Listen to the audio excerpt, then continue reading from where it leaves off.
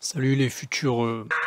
Alors, aujourd'hui, on va parler d'un sujet qui, selon moi, est assez peu traité dans la muscu traditionnelle et dans le street, mais qui est crucial pour éviter les blessures. Du coup, on va parler de la règle de la non-douleur. Donc, qu'est-ce que c'est? C'est assez simple. En gros, si ça fait mal, c'est que c'est pas bon. Donc, si ça fait mal, on arrête. Tout simplement. Donc, en pratique, ça veut dire que si vous faites un exo et que vous avez une douleur pendant l'exo, une douleur en pointe, une douleur inhabituelle, quelque chose qui sorte de la sensation de souffrance musculaire, de travail musculaire classique, c'est que votre corps vous envoie un signal, c'est qu'il vous envoie un avertissement et il faut l'écouter, il faut arrêter là. Ça ne veut pas dire qu'à chaque fois que vous allez avoir un signal, une douleur quelque part, que ça va forcément entraîner une blessure. Mais par contre, très souvent, quand vous allez avoir une blessure, vous aurez eu des avertissements avant.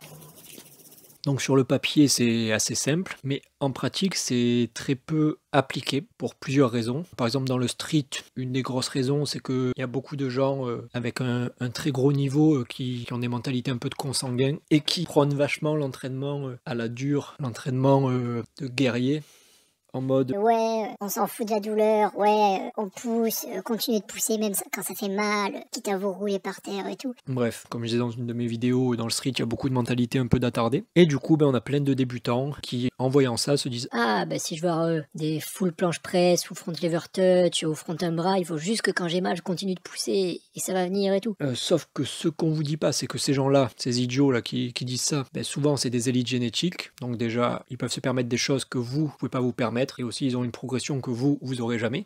Très souvent, c'est aussi des dopés. Parce que oui, dans le street, comme j'ai déjà dit, il y a du dopage, il y en a même beaucoup. C'est juste que c'est du dopage assez spécifique. Et parfois, c'est les deux, assez souvent. Et malgré ça, certaines des élites en France qui disent ouais, on s'en fout de la douleur, ouais, on s'en fout des périos, on pousse, no pain, no gain et tout. Et très souvent, Il y en a quelques-uns qui ils font des stories comme ça. Et après, quelques temps après, on les voit qui font des stories en mode Ah, je peux plus faire de planche parce que j'ai trop mal au bras. Ah, j'arrête le street, c'est de la merde. Ah, le street, ça casse de partout. non, c'est juste que quand on s'entraîne comme des attardés, oui, le street c'est de la merde. Mais si on s'entraîne intelligemment, le street c'est pas plus traumatisant que la muscu traditionnelle. Une autre raison un peu plus courante qui fait que les gens s'entraînent à travers la douleur, c'est par frustration. C'est qu'ils veulent pas stagner, ils veulent pas régresser, ils veulent pas arrêter, mettre en pause leur progression. Parfois on se hype, on se dit aujourd'hui je perfais de ouf sur les tractions, tout ça. On arrive le jour, on commence à faire des séries de tractions, on commence à avoir une petite douleur un peu bizarre, mais vu qu'on s'est hypé, on essaie quand même de pousser parce qu'on veut perfer, parce qu'on s'est mis ça en tête, parce qu'on veut pas régresser, on veut pas stagner, et du coup on se blesse, et là on se retrouve forcé d'arrêter l'exercice pendant plusieurs semaines, voire plusieurs mois, et là pour le coup on régresse pour de vrai. Donc c'est naturel de pas vouloir arrêter un exo, de pas vouloir arrêter ses séries en cours de séance, ça fait chier, mais il faut voir long terme. Le street, la muscu, c'est pas un sprint, c'est un marathon. C'est sur le long terme que ça se joue. Quand vous êtes naturel, c'est sur des années. Et du coup, parfois, il faut avoir l'intelligence, même si c'est chiant, même si c'est frustrant, de se dire là, j'ai une douleur un peu chelou, j'ai un signal d'alerte, tant pis, je zappe cet exo pour aujourd'hui, et je me focalise sur le reste de ma séance, et à la séance d'après, je retesterai, et au moins, ça me permettra de pas me blesser. Il vaut mieux louper une séance que louper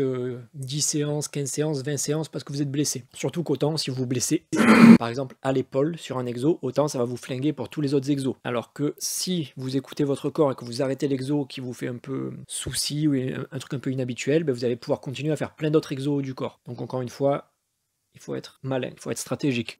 Maintenant qu'on a compris ça, en pratique, imaginons que vous faites des tractions et d'un coup vous avez une douleur un peu inhabituelle d'insertion, par exemple au tendon du biceps. Vous n'êtes pas forcément obligé d'arrêter les tractions pour la journée. Par contre, vous arrêtez immédiatement pendant la série dès que vous sentez quelque chose d'inhabituel. Vous lâchez tout, vous vous posez, vous massez la zone, vous mobilisez doucement, vous tâtez le terrain, vous vous reposez bien. Et si la gêne est partie, si la douleur est partie, vous retentez l'exercice, mais avec une intensité moindre. Donc si vous faisiez par exemple des tractions à 30 kg, vous retentez une petite série d'échauds au poids du corps. Si c'est ok, 10 kg, si c'est ok, 20 kg, c'est ok, 30 kg. Et autant, c'était juste une petite tension, un peu masser tout ça, ça suffit à faire partir le truc. Par contre, si la douleur part pas, là, soyez malin, zappez l'exo pour aujourd'hui ou trouvez une variante qui vous fasse pas mal. À titre d'exemple, d'ailleurs, c'était comme ça que je m'étais blessé à une époque, en faisant l'idiot, en faisant le no pain, no gain, en m'entraînant sans écouter les signaux d'alarme. Ou en gros, à l'époque, je travaillais la traction un bras avec des négatives, et sur une série, sur une négative, j'ai senti une douleur, enfin même pas une douleur, genre un petit gêne vers les muscles intercostaux. Et je me suis dit, c'est pas important. 2 minutes après, je recommence ma série d'après, je fais des négatives, et là, j'entends un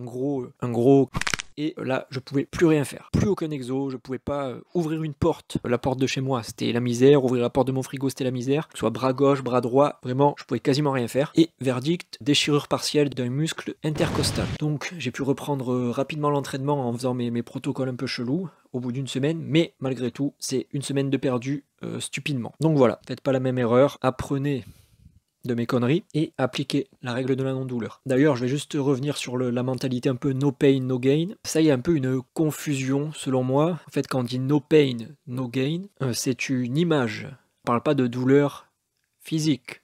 On parle pas de bobo, on parle pas de douleur en pointe, c'est la douleur de l'effort, c'est la lutte. Ce serait plus intelligent de dire pas d'effort, pas de gain, pas d'effort, pas de succès. C'est pas une histoire de douleur. Quand on soulève des gros poids et tout et qu'on hurle, qu'on crie,